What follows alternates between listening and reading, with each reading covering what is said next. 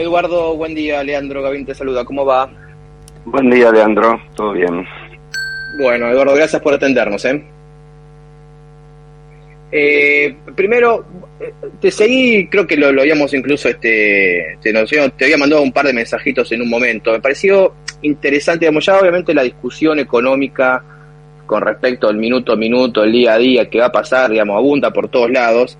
Me pareció interesante justamente este fin de semana en una entrevista que te hacen en el diario La Nación, y también en un momento en una conferencia que vos estuviste creo que fue de Fiel, si no me acuerdo mal, hablando un poco de pensar un poco la economía y el país independientemente de los próximos 2 meses, sino ya pensando en lo que uno debería estar abocado justamente después de lo que va a ser el proceso electoral el año que viene, y qué tipo de economía y de políticas uno debería empezar a pensar ya para el próximo gobierno, para un 2024, que el 2023 se nos va a pasar relativamente rápido entre el proceso electoral y hay que ver cómo llega también obviamente la economía, pero está bueno ya estar pensando en las cosas y las políticas en base a la herencia que nos puede llegar a tocar para el próximo gobierno. Y vos ahí decías, Eduardo, bueno, que va a haber un set de políticas que se van a tener que dar si es que queremos salir de esta encerrona que es 10 años sin crecer y contando. Contanos un poquito cuáles son los puntos fundamentales que estás viendo para salir un poco de esta inercia negativa que tiene la Argentina. Sí, primero déjame aclarar que no es que la coyuntura no importe, lo que pasa es que está más allá de nuestras manos. Yo estoy colaborando con un equipo de economistas dentro del Partido Radical, pensando en lo que sería un programa de Juntos por el Cambio si es que ganamos las elecciones el año que viene, y en ese contexto pensamos qué hacer. Lo que está pasando en estos meses, en los próximos 12 meses, va a ser fundamental para setear el punto de partida, pero no tenemos control sobre eso. A lo sumo podemos proyectar diferentes escenarios de llegada. Por eso el foco es, bueno, okay, ¿qué hacemos? Más allá de criticar o de limitar desvíos del gobierno actual, tenemos que pensar qué hacer. Y ahí, a ver, hay muchísimas cosas para hacer. Quiero declarar esto desde el minuto cero, porque cuando uno empieza a listar, siempre alguien va a decir, pero no te olvides que también tenés que hacer tal cosa.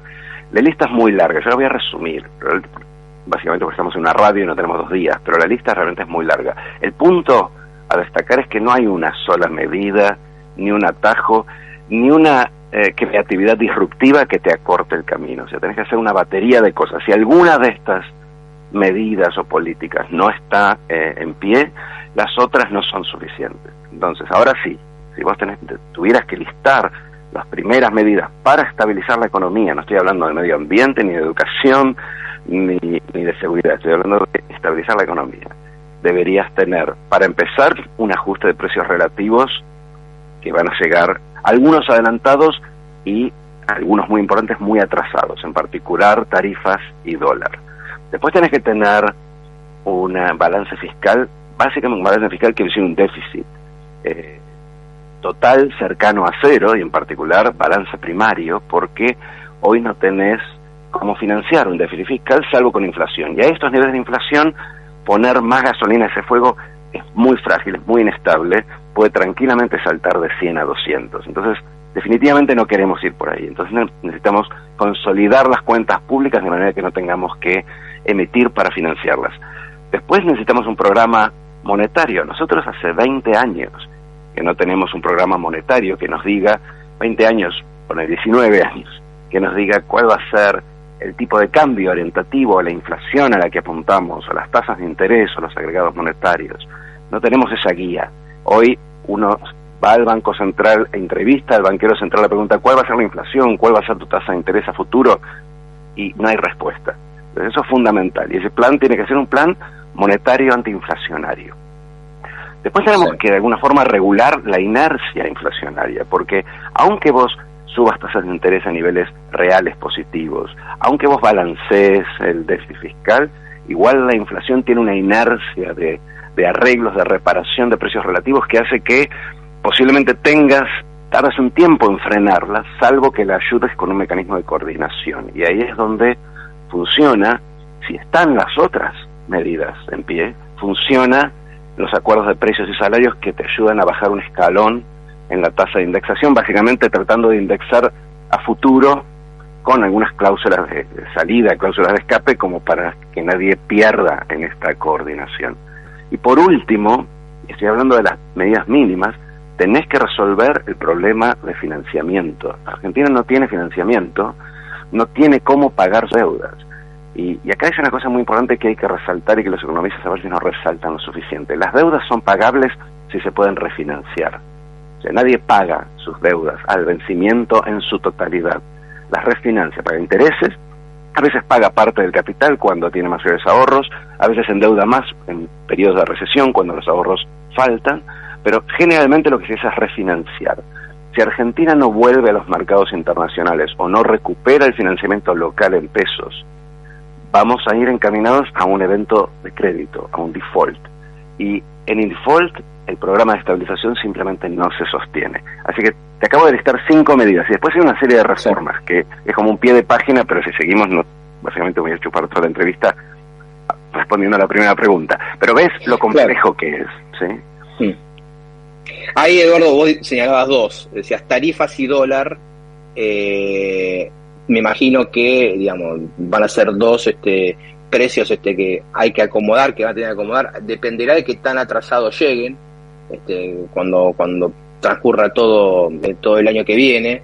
Por lo pronto, por lo que está diciendo Massa, que quiere llevar todo el crawling peg al 4% para que todo vaya encaminándose a ese nivel deseado de inflación mensual, pareciera que van a recibir un tipo de cambio muy atrasado. Ahí la pregunta es, ¿cuál es el reacomodamiento de shock? O sea, vos también tenés un escenario donde tenés un cepo. ¿Qué imaginás que se pueda resolver entre un tipo de cambio obviamente oficial atrasado? La brecha no sabemos en qué nivel estará, pero sí sabés que vas a tener por lo pronto un nivel de cepo similar al que tenés en la actualidad. Tu pregunta es ¿qué hacer con el tipo de cambio o qué hacer con el cepo? ¿Qué hacer con el cepo? O sea, la idea sería, se puede ir a un mercado unificado, que obviamente te vas a tener que sincerar el tipo de cambio oficial, que lo van a seguir atrasando cada vez más. No, mira, a ver, si vos levantaras el cepo el día 1, para empezar, muy probablemente te quedarías sin financiamiento en pesos. Tendrías seguramente una corrida del dólar que en ese contexto y sin haber implementado las otras medidas que mencioné antes, se puede volver inmanejable. O sea que yo te diría que las condiciones para levantar el cepo el día 1 en el escenario que imagino para fin del año que viene no están. Entonces estoy pensando más en un levantamiento, si se quiere, de mercado, entre comillas, es decir, parecido a lo que fue el corralito en el 2002, que cuando se inició en el 2002 había una prima de liquidez muy fuerte, la diferencia entre tener pesos adentro del banco y fuera del banco, que era un termómetro de la astringencia, de la dureza del corralito. Y en agosto, septiembre, esa prima era 0. Entonces vos en agosto, septiembre podrías levantar el corralito y no pasaba nada, porque lo que había quedado dentro de los bancos no iba a correr, no iba a salir de los bancos. Y lo mismo imagino para el cepo.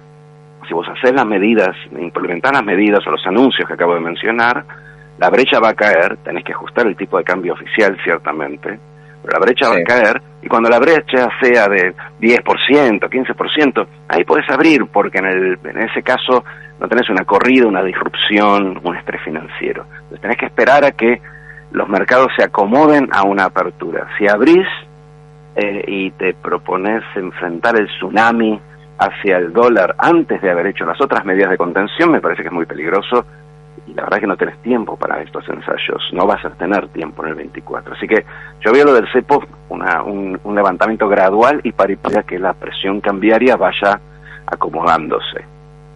Sí. Ahí, Eduardo, también imagino que otras cosas que va a tener que negociar el próximo equipo económico de Massa es un acuerdo distinto al que ya tenés con el Fondo Monetario internacional, que está claro que el acuerdo que se firmó es un acuerdo de transición hasta que venga otro gobierno con poder político y con un plan económico que obviamente no se le pudo pedir a este gobierno. También ahí, ¿qué es lo que estás viendo en un acuerdo o nuevo acuerdo con el Fondo Monetario?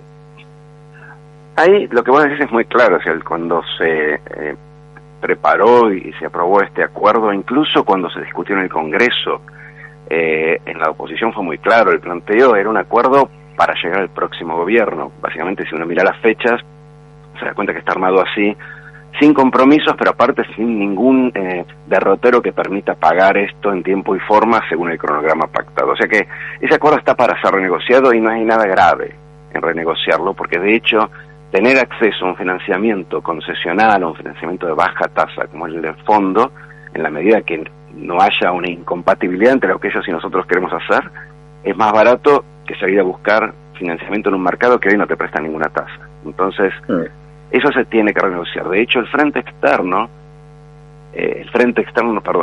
financiero, yo creo que hay 3 etapas que tenemos que cumplir en el 24 lo antes posible. Primero es la extensión, primero es sacarle el peso de tener que financiar el Tesoro en pesos al Banco Central. Eso hoy lo pone contra la pared.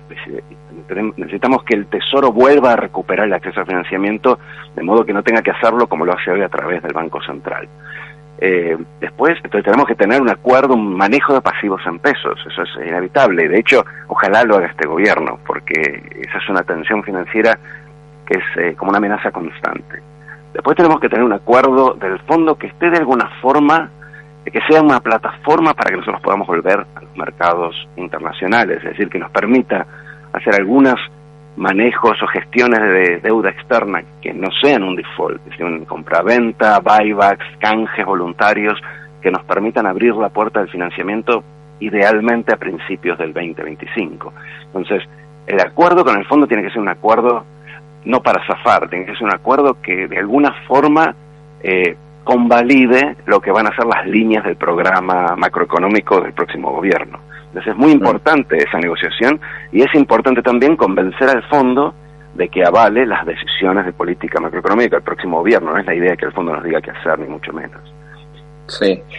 Hay siempre una discusión, Eduardo, vos hablabas de otro punto, aparte de la cuestión cambiar y del dólar, el tema fiscal, que al final del día termina siendo la clave. Argentina, lamentablemente, no tiene financiamiento, no tiene moneda, por ende, cada vez que tiene que salir a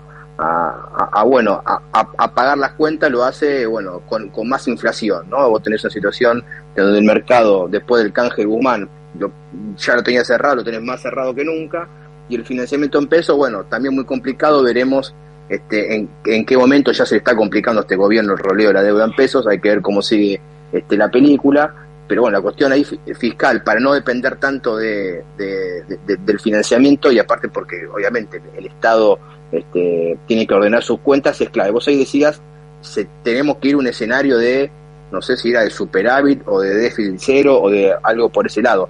¿Crees que eso en qué tiempo se puede llegar a planear un escenario donde Argentina tenga superávit fiscal, que ya lo tuvo en su historia aparte, ¿no? Yo creo que el objetivo es tener balance fiscal en el 24.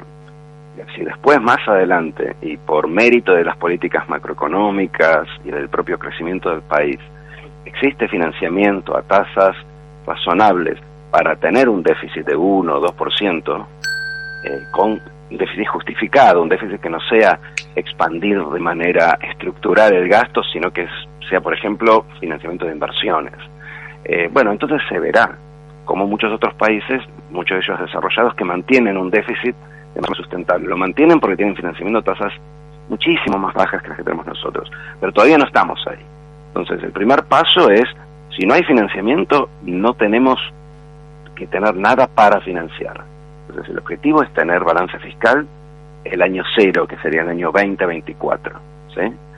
Y mientras tanto tenemos que recuperar el refinanciamiento de la deuda que tenemos, porque no te olvides que el déficit, incluyendo el déficit financiero, incluye el pago de intereses, pero no los vencimientos. Entonces nosotros tenemos que estar en condiciones de pagar los intereses, pero definitivamente no vamos a estar en condiciones nunca, como no lo está ningún país, de pagar los vencimientos de la deuda a medida que vence, sino que lo tenemos que refinanciar. Entonces, aunque tengamos balance fiscal, tenemos que recomponer el acceso al refinanciamiento para refinanciar la amortización, los vencimientos de deuda. Son dos frentes que tenemos que atajar simultáneamente y te diría inmediatamente. De los temas que estamos charlando, digamos, vos me decías al principio de esta charla, hay que ver con qué nos encontramos o con qué se encuentra el próximo gobierno cuando suma, porque claramente falta y hay bastantes temas atados con alambre. ¿Cuáles son los que más te preocupan? Que decir, la verdad que esto hoy está así, pero la herencia que podemos llegar a recibir en estos puntos pueden ser aún peor, digamos? Mira, hay varios temas que son preocupantes en términos de riesgo, en el sentido del riesgo. Hay un riesgo político importante, que es que en un año electoral la frágil coalición, la frágil paz dentro de la coalición de gobierno se quiebre, y entonces alguna de las políticas de contención del gasto, que entre muchos anuncios, ha habido mucho más anuncios que acciones, pero lo cierto es que el gobierno, simplemente porque no tiene cómo financiarlo, ya no puede seguir inflando la economía, está de alguna forma conteniendo el gasto con la anuencia política de los líderes políticos al frente de todos. Si ese equilibrio se rompe y el año que viene terminamos con un déficit del doble de lo que estimamos, bueno, eso es un problema claramente, porque ya es bastante difícil consolidar fiscalmente un país con tanto gasto estructural, imagínate si lo doblamos. Entonces, ese es un riesgo. Y desde el punto de vista financiero, claramente la refinanciación de la deuda en pesos es un riesgo, porque aunque sea el gobierno actual el que se haga cargo de un eventual estrés, si uno en Argentina vuelve a incurrir en un evento de default, eso tiene un efecto muy duradero sobre la voluntad de los inversores de prestarle a la Argentina. Dicho de otra forma, si hacemos un nuevo default, después de una larga seguidilla de defaults, muy probablemente estemos subidos en los mercados por varios años. Y eso, por sí solo, hace muy difícil, si no imposible, cualquier plan de estabilización. La última, Eduardo, tiene que ver con algo que también escuché, digamos, entre gente que formó parte del gobierno de Mauricio Macri en su momento, cuando uno charla y les pregunta, bueno, la verdad, ¿qué experiencia han sacado, obviamente, después del paso, un final claramente complicado que tuvo en lo económico? Y algunos lo que me decían es, tenemos que también medir cuál es la tolerancia de la sociedad a ciertas políticas, o ponernos al ritmo de ciertas cosas que el policy maker, digamos, le está sugiriendo a la gente. ¿Vos coincidís con eso? Hay que medir a qué punto se puede ir y no solamente quedarse en ideas muy válidas, que es intentar ir a una situación de set de políticas que pueden ser pero obviamente muy importantes, pero también medir la sensación, la calle, para no cometer quizás algunos errores o que por lo menos que pierda rápidamente el gobierno el apoyo. ¿Eso también lo ves que va a ser clave para el próximo gobierno que asuma? Eso siempre es clave. Yo antes que nada te quiero aclarar que las 5 medidas que te listé son las más inmediatas, pero hay muchas otras políticas que implementar, incluyendo lo que mencionaba antes, reformas previsional, laboral, tributaria y políticas sociolaborales de inclusión. Argentina está precarizándose, se está volviendo una sociedad cada vez más dual, con gente que queda fuera en todo sentido, no solo en términos laborales, sino en términos culturales, de acceso a los bienes públicos, en fin, es un proceso de desmembramiento que hay que revertir, y hay un montón de políticas. Yo contesté la macro porque vos me preguntaste de ellas, pero no para recuperar la senda de crecimiento inclusivo, porque es muy amplia. Y de hecho, volviendo a tu pregunta, sí es cierto que vos tenés que tener políticas de mitigación de los impactos de algunas de estas medidas de estabilización sobre los sectores más vulnerables, y políticas que de alguna forma compensen con creces, en el sentido, por ejemplo, de la inclusión laboral, a gente que por ahí pierde por un lado, pero que hoy lo que necesita es trabajo decente, trabajo estable y un poder adquisitivo que no sea licuado con la inflación. O sea que hay un balance muy complejo que sin duda tenés que tomar en cuenta. El espacio social, la fatiga social después de años de estancamiento y 2 años de pandemia durísimos, son esenciales. Y creo que es una responsabilidad no solo práctica, porque políticamente te puede costar ir contra eso, sino que aparte es una cuestión moral, te diría. Ahora, las resistencias a las políticas de estabilización y de reforma no son solo de la sociedad. Hay intereses muy que, digamos, sin culpa de ellos han sido beneficiados por políticas o por esquemas de políticas macroeconómicas muy perversas, que cuando reversan algunos de estos incentivos perversos van a ser en lo inmediato perdedores. A largo plazo esperemos que el país crezca y todos ganen. Pero muchas de las resistencias, cuando se habla de qué tan rápido ir con las reformas, uno piensa en la gente, en la calle, pero no es solo la calle, las resistencias políticas en general surgen de los grupos de interés que se benefician de algunas decisiones del Estado. Entonces, la resistencia política, como te digo, hay que tener en cuenta la fatiga social, sin ningún lugar a dudas, pero también hay que ser astuto en negociar con los grupos de interés para que estas barreras no inhiban las reformas que son necesarias. Eduardo Levi Cesati, economista, decano de la Escuela de Gobierno de la Universidad Torcuato Di Tella, muchísimas gracias por la charla, un fuerte abrazo y bueno, la seguiremos en otro momento. Muchas gracias. Chao, Leandro.